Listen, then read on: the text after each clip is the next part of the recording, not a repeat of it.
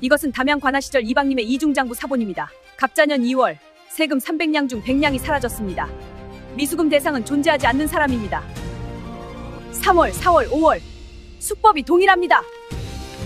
대감, 장성 장부를 확인해 주십시오. 같은 수법입니다. 이방 최성근, 할 말이 있느냐? 윤판돈의 곤장은 취소한다. 이방 최성근을 가두어라. 3년간의 침묵이 한마디로 터졌다. 그 한마디가 정의를 세웠다.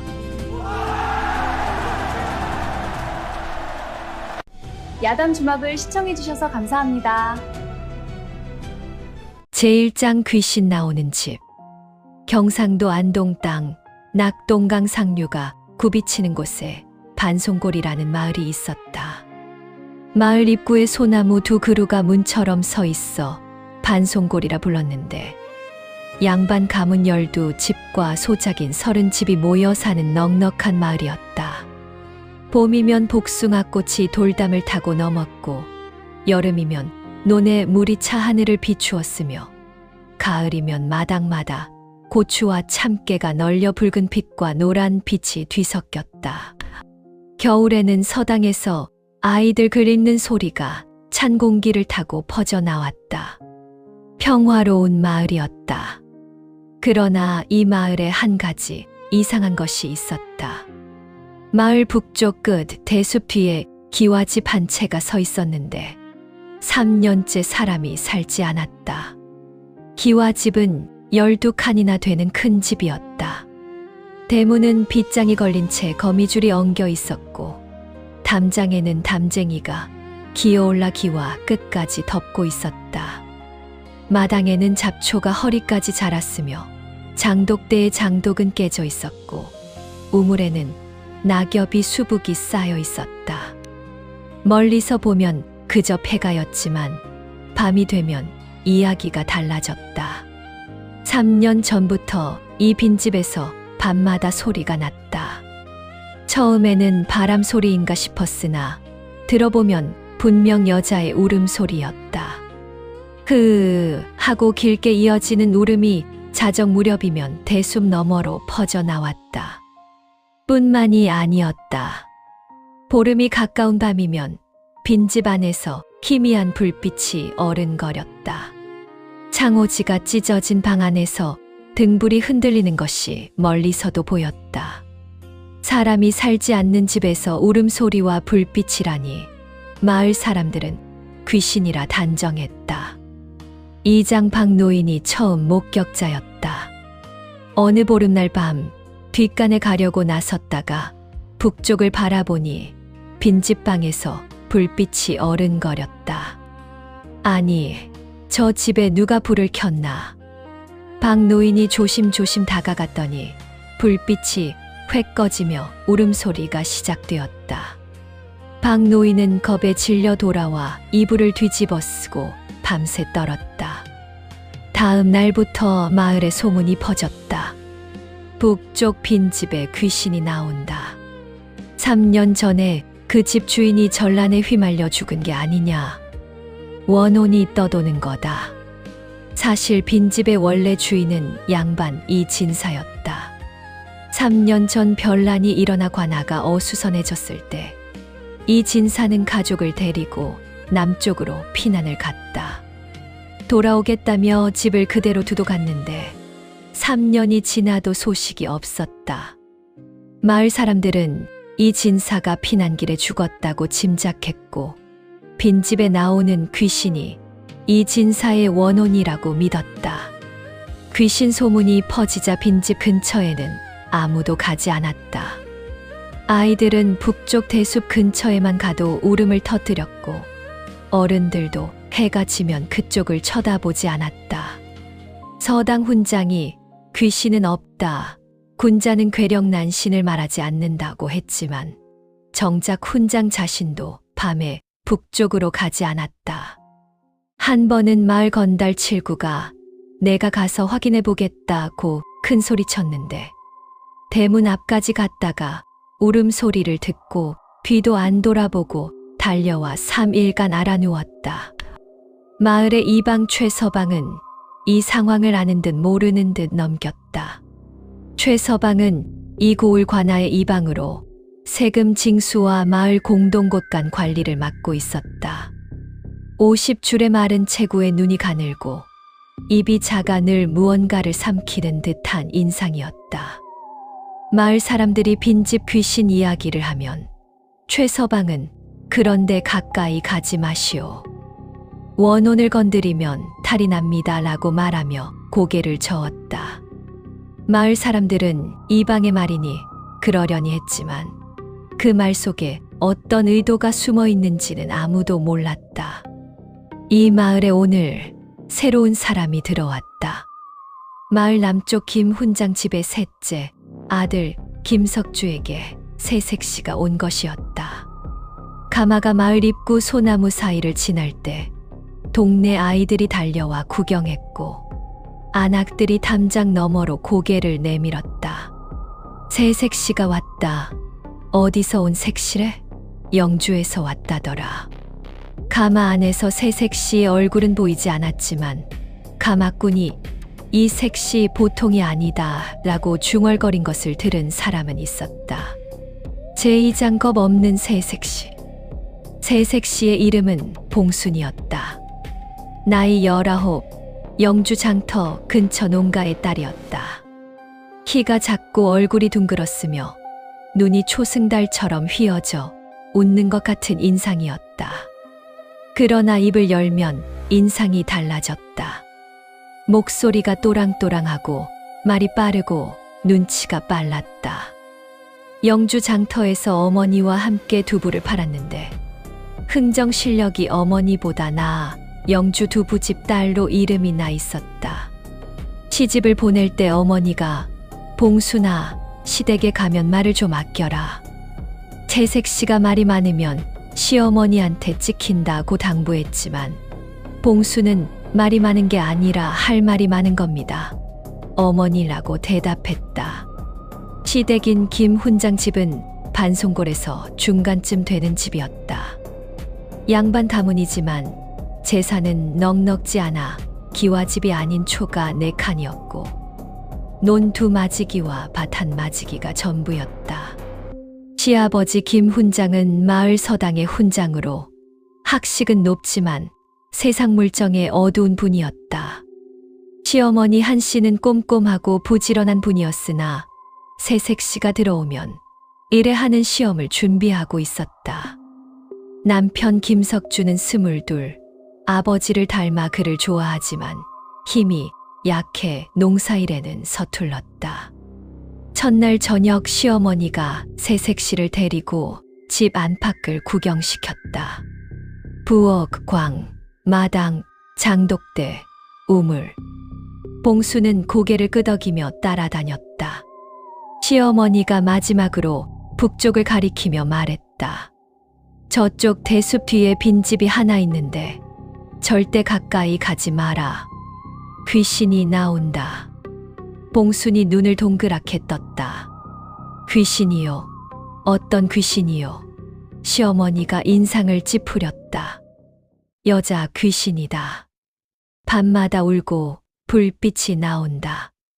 3년째다. 봉순이 고개를 갸웃했다. 귀신이 왜 울어요? 귀신도 서러운 게 있나 봐요. 시어머니가 기겁했다. 이 애가 귀신 이야기에 왜 서럽다느니 하는 게냐. 무섭지도 않으냐. 봉순이 피식 웃었다.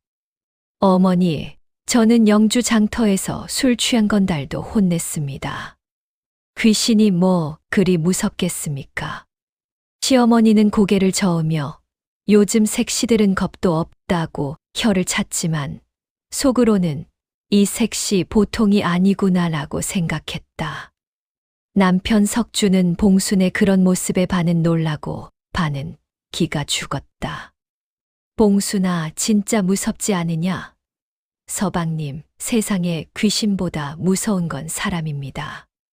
귀신은 해코지를 안 하지만 나쁜 사람은 합니다. 석주가 고개를 끄덕였다. 그건 맞는 말이다. 며칠이 지나자 봉수는 시댁 생활에 적응하기 시작했다. 새벽에 일어나 부엌에 불을 지피고 아침상을 차리고 빨래를 하고 밭에 나가 일을 도왔다. 시어머니는 이 색시가 말은 많지만 손은 더 빠르다며 속으로 흡족해했다. 그러나 봉순의 머릿속에는 빈집 이야기가 계속 맴돌았다. 밤마다 울음소리를 듣지는 못했지만 마을 사람들의 반응이 이상했기 때문이었다. 봉순이 이상하게 여긴 것은 세 가지였다. 첫째, 3년이나 됐는데 아무도 확인하러 가지 않았다는 것. 둘째, 이방 최서방이 유독 빈집에 가지 말라고 강조한다는 것. 셋째, 마을 공동 곳간의 곡식이 해마다 줄어든다는 것. 시어머니가 올해도 곳간 곡식이 모자라더라고 투덜거린 것을 들었는데 봉수는 그것이 빈집과 관련이 있을지 모른다고 직감했다. 영주 장터에서 흥정하며 기른 눈치가 여기서 빛을 발하고 있었다. 어느 날 저녁 봉수는 남편에게 물었다. 서방님, 저 빈집에 원래 누가 살았나요? 석주가 대답했다. 이 진사라는 양반이 살았는데 3년 전 별난 때 피난 갔다. 돌아온다고 했는데 소식이 없어. 봉순이 또 물었다. 이 진사네 집에 곳간이 있었나요? 석주가 고개를 갸웃했다. 있었지. 이 진사가 이 마을에서 제일 부자였으니까. 곳간이 따로 있었고 지하에도 창고가 있었다고 들었다. 봉순의 눈이 반짝였다. 지하 창고요? 석주가 불안해졌다. 봉순아, 설마 그 집에 갈 생각은 아니지? 봉순이 웃었다. 서방님, 저는 궁금한 걸 못 참습니다. 제3장 빈집으로 가는 밤. 봉수는 시댁에 온 지 열흘째 되는 밤에 움직이기로 했다. 보름이 사흘 앞으로 다가온 밤이었다. 마을 사람들의 말에 따르면 보름 무렵에 울음소리와 불빛이 가장 심했으므로 그 전에 미리 빈집을 살펴보려는 것이었다. 자정이 가까워지자 봉수는 잠든 석주 옆에서 조용히 일어났다. 검정 치마 저고리에 머리를 수건으로 동여매고 부엌에서 부싯돌과 집불을 챙겼다. 그리고 혹시 모를 상황에 대비해 부엌칼을 치마끈에 꽂았다. 봉수는 뒷문으로 나가 대숲 사이 오솔길을 따라 걸었다. 달이 구름에 가려 어두웠고 대나무 잎이 바스락거렸다. 보통 사람이면 여기서 돌아갔겠지만 봉수는 걸음을 멈추지 않았다. 영주에서 새벽 장사를 하러 어둠 속을 걸어 다닌 경험이 있었기 때문이었다.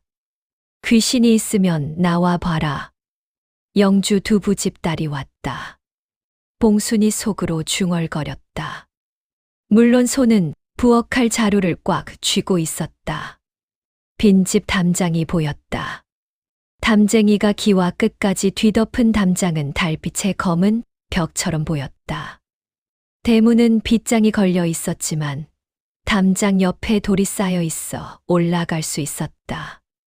봉수는 치마를 걷어 올리고 돌을 밟아 담장을 넘었다. 마당에 내려서자 잡초가 발목을 감았다.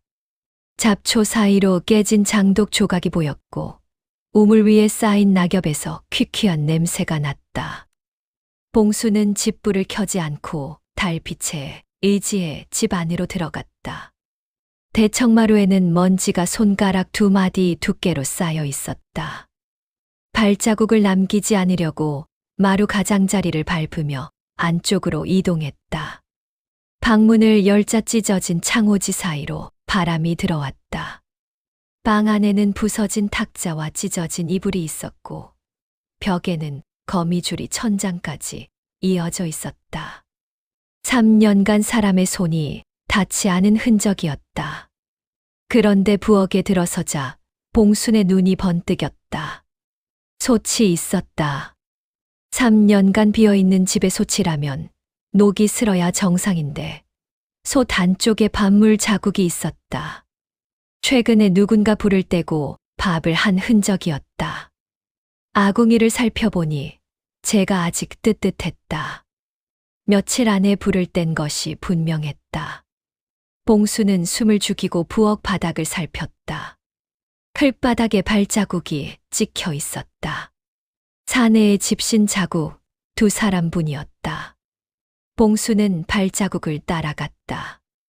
부엌 안쪽 광으로 이어지는 문이 있었다. 문을 열자 빈 광이었지만 바닥에 나무 뚜껑이 있었다. 지하 창고의 입구였다. 나무 뚜껑 주변에 먼지가 닦여 있었다. 누군가 이 뚜껑을 자주 열고 닫은 것이었다. 봉수는 뚜껑을 들어 올리려 했으나 안에서 무슨 소리가 날까봐 그만두었다. 오늘은 확인만 하고 돌아가기로 했다. 봉수는 왔던 길을 되짚어 담장을 넘고 대수 보솔길을 지나 시댁으로 돌아왔다. 석주는 여전히 곤히 자고 있었다.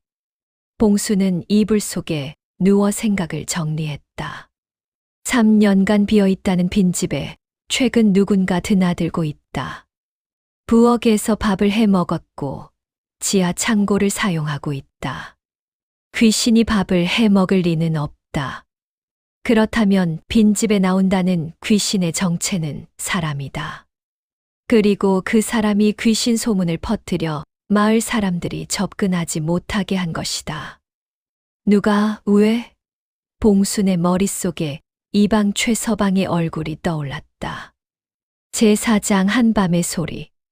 봉수는 보름날 밤을 기다렸다. 사흘을 더 참는 동안 시댁 일을 하면서도 머릿속은 빈집 생각뿐이었다. 그 사이 봉수는 조용히 정보를 모았다. 시어머니에게 어머니, 올해 공동국 간에 곡식이 얼마나 있어요? 라고 물었더니 시어머니가 한숨을 쉬었다. 올해도 쌀 30가마를 모아야 하는데 20가마밖에 안 됐다더라. 이방이 흉년이라 그렇다는데 올해 흉년은 아니었거든. 봉수는 그 말을 가슴에 담았다. 보름날 밤이 왔다. 달이 휘영청 밝았다. 봉수는 이번에도 자정이 가까워지자 조용히 일어났다. 이번에는 검정 저고리에 숯가루를 얼굴에 칠했다. 달빛에 얼굴이 드러나지 않게 하려는 것이었다. 부엌 칼과 집불, 그리고 한 가지를 더 챙겼다. 먹과 종이였다. 증거를 기록할 생각이었다. 봉수는 빈집 담장을 넘어 마당에 내려섰다. 이번에는 부엌이 아닌 광 옆 벽에 숨었다. 지하 창고 입구가 보이는 위치였다. 한 시즌쯤 기다렸을까 빈집 뒷문이 소리 없이 열렸다. 두 사람이 들어왔다. 하나는 마른 체구에 갓을 쓴 사내, 하나는 등에 커다란 자루를 진 장정이었다. 갓을 쓴 사내의 얼굴이 달빛에 드러났다. 이방 최서방이었다. 최서방이 장정에게 낮은 목소리로 말했다. 빨리 옮겨라. 오늘 쌀 5가마다. 장정이 자루를 내려놓고 광 안으로 들어갔다. 나무 뚜껑을 열자 지하로 내려가는 사다리가 보였다. 장정이 쌀 자루를 하나씩 지하로 내렸다. 최서방은 밖에서 망을 보며 사방을 살폈다. 봉수는 숨을 죽이고 벽에 바짝 붙어 있었다. 심장이 쿵쿵 뛰었지만 몸은 돌처럼 움직이지 않았다. 쌀 5가마가 지하에 내려가자 최서방이 장정에게 말했다. 이번 달까지 합하면 쌀 20가마다. 다음 달에 야음에 실어내면 된다. 장정이 물었다. 이방님, 마을 사람들이 곳간에 곡식이 모자란다고 하던데요. 최서방이 코웃음을 쳤다. 흉년 탓으로 돌리면 된다. 귀신 소문 덕에 아무도 이 집 근처에 안 오니까 여기가 가장 안전한 창고다. 장정이 고개를 끄덕이며 지하 뚜껑을 닫았다. 봉수는 먹과 종이를 꺼내 어둠 속에서 적었다. 날짜, 쌀 5가마, 이방 최서방, 장정 1명, 지하 창고. 손이 떨렸지만 글씨는 또박또박했다. 영주 장터에서 장부를 적던 솜씨가 여기서 나왔다. 최서방이 돌아가기 전에 한 가지 일을 더 했다. 부엌에 들어가 솥에 물을 끓여 국수를 삶았다. 장정과 둘이서 국수를 후루룩 먹고 솥을 대충 닦았다. 봉수는 그것을 보며 밥물 자국이 이거였구나라고 속으로 중얼거렸다. 최서방이 먹고 나서 밖으로 나갔다.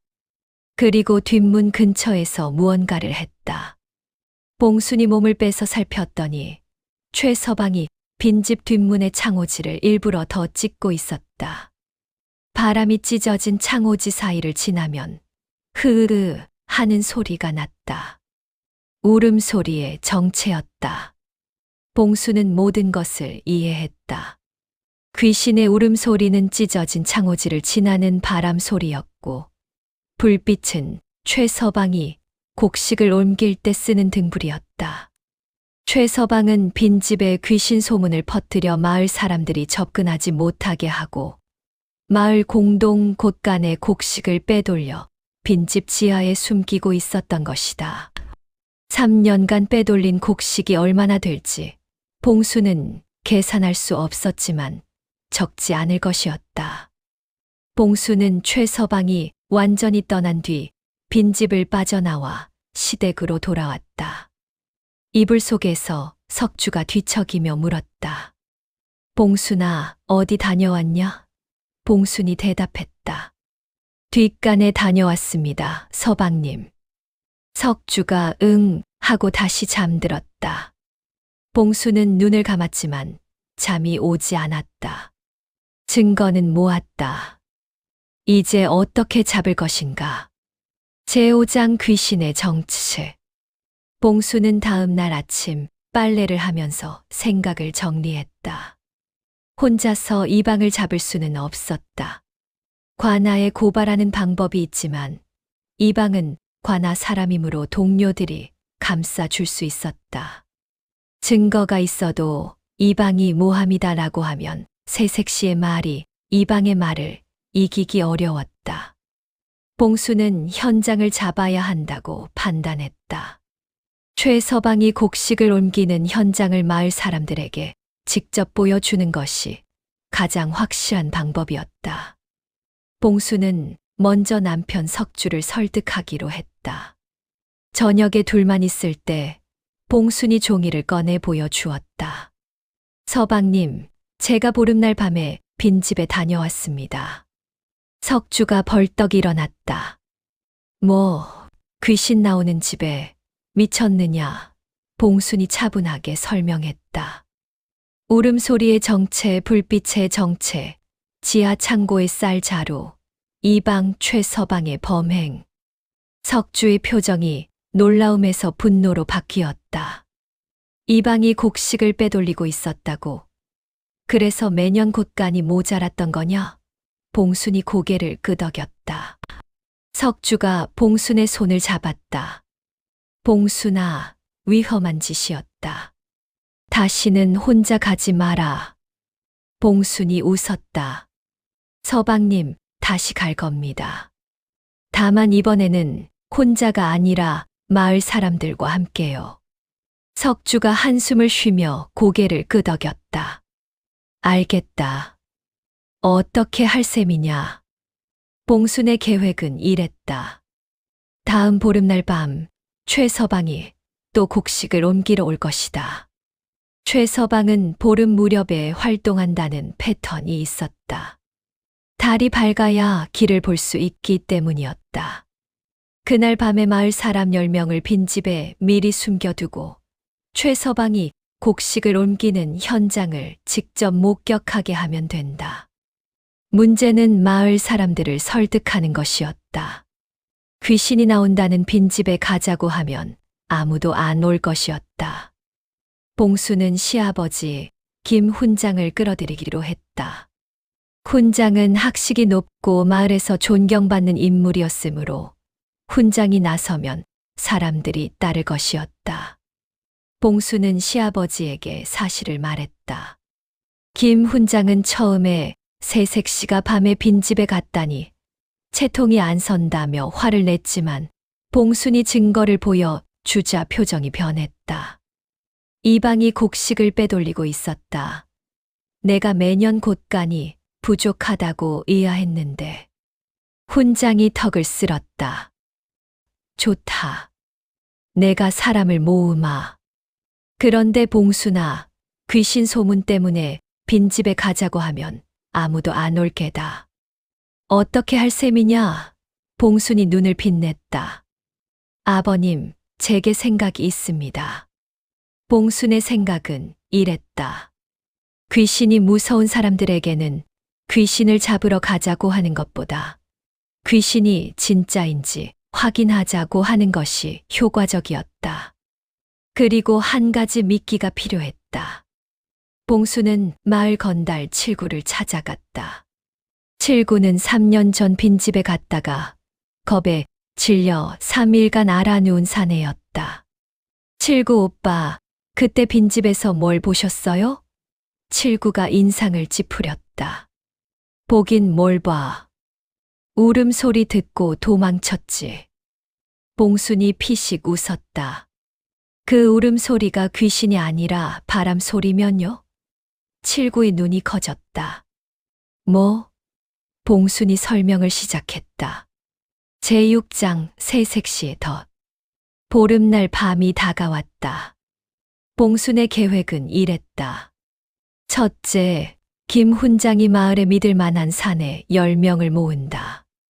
둘째, 보름날 낮에 미리 빈집에 들어가 곳곳에 숨는다. 셋째, 자정 무렵 최서방이 나타나면 현장을 목격한 뒤 일제히 나서서 잡는다. 넷째, 봉수는 빈집 밖에서 별도로 움직이며 혹시 최서방이 도주할 경우를 대비한다. 그런데 한 가지 변수가 있었다. 최서방이 이번 보름에도 올지 확실하지 않았다. 봉수는 미끼를 던지기로 했다. 마을 장터에서 우연을 가장해 최서방에게 말했다. 이방 어른, 우리 시아버지가 다음 달 제사 때 곡식이 많이 필요하다고 하시던데 공동국간에서 미리 빌릴 수 있을까요? 최서방이 눈을 가늘게 떴다. 곡식이요? 얼마나? 봉순이 대답했다. 쌀 10가마면 될 것 같습니다. 최서방이 고개를 끄덕이며 알아보겠소라고 했지만 봉수는 최서방의 눈빛이 달라진 것을 놓치지 않았다. 마을에서 곡식 이야기가 나오면 최서방은 재빨리 빈집 창고에 곡식을 옮기려 할 것이었다. 미끼가 물린 것이었다. 보름날 오후 김 훈장이 모은 사내 10명이 하나둘 빈집으로 모였다. 칠구, 대장간 장정둘, 농군 넷, 석주, 그리고 김 훈장까지. 담장을 넘어 들어가 광, 부엌, 대청마루 뒤에 각각 숨었다. 봉수는 빈집 담장 밖 대숲에 숨었다. 도주로를 막기 위해서였다. 해가 지고 달이 떠올랐다. 보름달이 휘영청 밝았다. 숨어있는 사내들은 처음에 귀신 소문에 긴장했지만 시간이 지나자 지루해졌다. 칠구가 작은 목소리로 진짜 오긴 오는 거냐? 라고 투덜거렸고 장정 하나가 배고프다고 속삭였다. 김 훈장이 조용히 해라고 나무랐다. 자정이 가까워졌을 때 뒷문에서 소리가 났다. 빗장이 풀리는 소리, 문이 열리는 소리. 사내들의 등골에 소름이 돋았다. 칠구가 입을 틀어막고 겁에 질린 표정이었지만 석주가 어깨를 두드려 진정시켰다. 뒷문으로 두 사람이 들어왔다. 최서방과 장정이었다. 이번에는 쌀 자루가 아니라 지하 창고에서 곡식을 꺼내려는 것이었다. 최서방이 장정에게 말했다. 오늘은 쌀 10가마를 빼서 뒷산 너머로 옮겨라. 마을에서 곡식 이야기가 나왔으니 서둘러야 한다. 장정이 광으로 들어가 나무 뚜껑을 열었다. 사다리를 타고 지하로 내려갔다. 쌀 자루를 하나씩 올렸다. 최서방이 밖에서 망을 보며 사방을 살폈다. 쌀 자루가 5개 올라왔을 때 김 훈장이 기침을 한 번 했다. 신호였다. 일제히 10명의 사내가 튀어나왔다. 이방 최서방 꼼짝 마라. 칠구가 뒷문을 막았고 장정 둘이 최서방의 팔을 잡았으며 김 훈장이 등불을 켰다. 빈집 광이 환하게 밝아졌다. 바닥에는 쌀 자루 5개가 놓여 있었고 열린 지하 창고에서는 쌀 자루가 빼곡히 보였다. 최서방의 얼굴이 하얗게 질렸다. 이것은 김 훈장이 차갑게 말했다. 이방, 이 쌀이 어디서 온 것이오? 최서방이 입술을 달싹였지만 말이 나오지 않았다. 지하 창고에서 올라온 장정도 붙잡혔다. 지하를 확인하자 쌀 자루가 20개 넘게 쌓여 있었다. 마을 공동곳간에서 사라진 곡식이 고스란히 여기 있었던 것이었다. 칠구가 이 개 같은 놈이라며 주먹을 들었지만 김 훈장이 관아에 넘기자며 말렸다. 사내들은 최서방과 장정을 밧줄로 묶었다. 바로 그때 밖에서 봉순의 목소리가 들렸다. 아버님, 하나 더 있습니다. 봉순이 대숲에서 한 사내를 끌고 왔다. 최서방의 또 다른 하인이었다. 뒷산 쪽에서 수레를 대기하고 있다가 봉순에게 잡힌 것이었다. 봉순이 하인의 등을 밀며 말했다. 이 사람이 수레에 곡식을 싣고 야음에 빼돌리려 했습니다. 김 훈장이 봉순을 바라보며 말했다. 봉순아, 내가 이 모든 것을 알아낸 거냐? 봉순이 고개를 숙였다.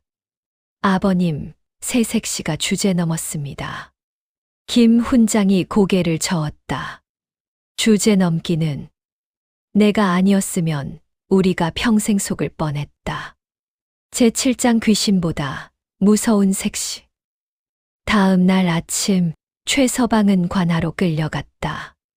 증인이 10명이나 되었고 지하 창고의 쌀 자루가 물증이었으며 봉순이 기록한 날짜와 수량이 장부 역할을 했다. 현감이 신문하자 최서방은 처음에 발뺌을 하다가 증거 앞에 고개를 떨구었다. 3년간 마을 공동곳간에서 쌀을 빼돌려 빈집 지하에 숨기고 야음에 외지 상인에게 팔아 은전을 챙겼습니다. 3년간 빼돌린 쌀이 총 100가마가 넘었다. 마을 공동곳간이 해마다 부족했던 이유가 밝혀진 것이었다. 현감이 판결을 내렸다. 이방 최서방은 공금 횡령 및 마을 재산 절취죄로 이방직을 파하고 유배 3년에 처한다. 횡령한 곡식의 값은 전 재산에서 충당하여 마을에 반환한다. 최서방이 끌려나갈 때 마을 사람들이 관아 앞에 모여 있었다. 잘 됐다. 그놈이 3년간 도둑질을 하고 있었어. 분노와 통쾌함이 뒤섞인 함성이 터져 나왔다. 곡식이 마을로 돌아왔다. 관아에서 최서방의 재산을 처분의 쌀을 사서 공동곳간을 채웠고 빈집 지하에 남아있던 쌀도 마을로 옮겼다. 꽃간이 가득 차자 마을 사람들이 환호했다. 이장 박노인이 올해는 굶는 집이 없겠구먼 이라며 눈물을 닦았고 안악들이 떡을 해서 나누었다. 빈집의 귀신 소문도 사라졌다. 울음소리의 정체가 바람이 찢어진 창호지를 지나는 소리였다는 것이 밝혀지자 마을 사람들은 허탈해했다. 칠구가 내가 3일간 알아누운 게 바람 소리 때문이었다니라며 머리를 긁적였고 서당 훈장이 내가 말했지 귀신은 없다고 라며 기침을 했다. 물론 훈장도 빈집에는 가지 않았었지만 아무도 그것을 지적하지 않았다. 그런데 한 달 뒤 뜻밖의 사람이 나타났다. 빈집의 원래 주인 이 진사가 돌아온 것이었다. 3년 전 남쪽으로 피난을 갔던 이 진사는 죽지 않았다. 전란이 끝난 뒤 고향으로 돌아오려 했으나 몸이 아파 회복하는데 3년이 걸린 것이었다. 마른 몸에 지팡이를 짚고 마을에 들어선 이 진사는 자기 집을 보고 놀랐다. 담쟁이가 기와 끝까지 덮고 마당에 잡초가 무성한 폐가가 되어 있었다. 내 집이 이 꼴이 되었구나. 마을 사람들이 사정을 설명하자 이 진사는 2번 놀랐다. 첫째, 자기 집 지하 창고가 이방의 곡식 횡령 창고로 쓰였다는 것. 둘째, 그것을 알아낸 사람이 가시집온 새색시라는 것. 이 진사가 봉순을 만나 인사를 했다. 새색시가 내 집을 살려주었구려. 고맙소. 봉순이 고개를 숙였다. 진사 어른, 저는 그저 궁금한 것을 참지 못했을 뿐입니다. 이 진사가 웃었다. 궁금한 것을 못 참는 것이 가장 큰 재주요. 이 진사는 감사의 뜻으로 김 훈장 집에 쌀 10가마를 보냈다. 김 훈장이 사양하자 이 진사가 말했다. 훈장댁 며느리가 아니었으면 내 집이 도적의 소굴로 남을 뻔했소.